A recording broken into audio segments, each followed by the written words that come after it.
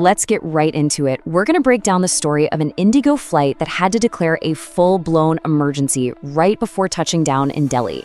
This is one of those situations that really puts everyone, the pilots, the ground crew, the emergency protocols, to the ultimate test. And let's just start with the number that puts this whole thing into perspective.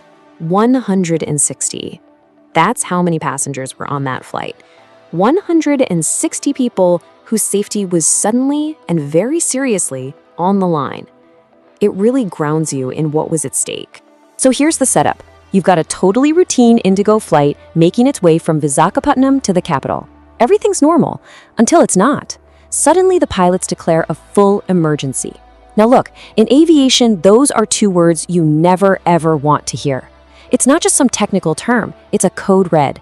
It means there's a serious threat to the plane and everyone on board, and it triggers an all-hands-on-deck response on the ground. So let's talk about where this all happened. We're talking about an emergency at Delhi's IGI airport. This isn't just any airport, it's one of the busiest, most complex airspaces in the entire world. The stakes for an emergency landing here are just incredibly high. And what's really wild is when this happened. The emergency was called while the plane was already on its final approach to runway 28. I mean, think about that. That's the last, most critical phase of the flight. The plane is low, it's getting ready to land, it's committed. To have a major problem right at that moment? Wow, the tension is just through the roof. So how did this all play out? Let's take a look at the timeline, because it shows you just how incredibly fast a crisis like this unfolds, and how fast the response has to be. Okay, just look at the speed here. The call goes out to the Delhi Fire Services at 10:53 a.m. And by about 11 o'clock, that's just 7 minutes later, the plane is safely on the ground. That is an insanely quick turnaround. And the second the wheels stop rolling, the next phase kicks in, an immediate review of the aircraft. It's just bam, bam, bam. One critical action right after another, all done with total precision.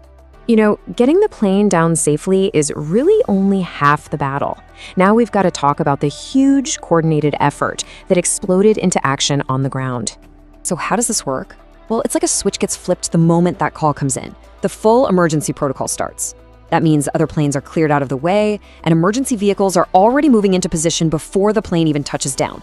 Fire trucks are sent straight to the runway, just waiting. Then, after the landing, they secure the whole scene and assess the situation. It's a well-rehearsed playbook, and this is the moment it gets put into action. And who's running this playbook? Well, on the ground, your first responders are the Delhi Fire Services and the police.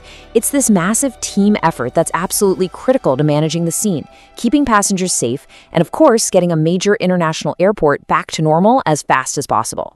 And the result of all that skill, from the cockpit to the runway, is pretty much the best news you could ever hope for. All 160 passengers are reported safe. And incredibly, initial reports say there was no damage to the aircraft itself.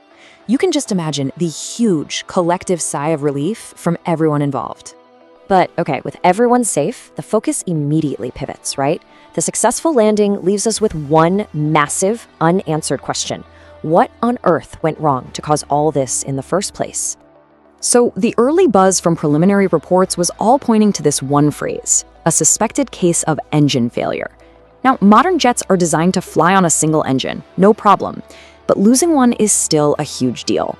It's a serious event, it can affect how the plane flies, and it's exactly the kind of thing that makes a pilot declare a full emergency. It's a pretty serious accusation for an engine. But that key word here is suspected. It's not a done deal. So the question we all have is, has anyone, the airline, the authorities, officially confirmed it?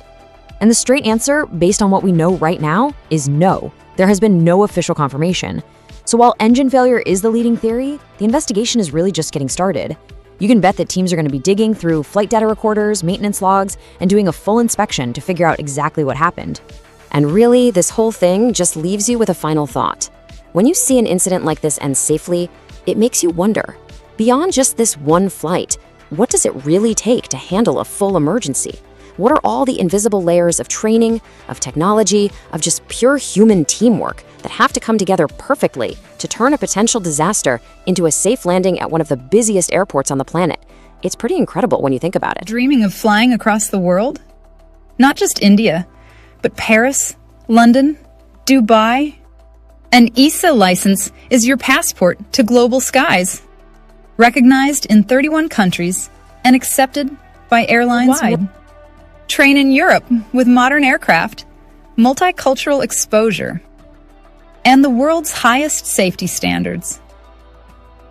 And yes, you can always convert back to DGCA if you choose to return. Confused about costs, universities, or visa process? We're here to help for free. Hurry! Click the link below to register for your free one-on-one consultation today. Limited seats available. Your global cockpit awaits.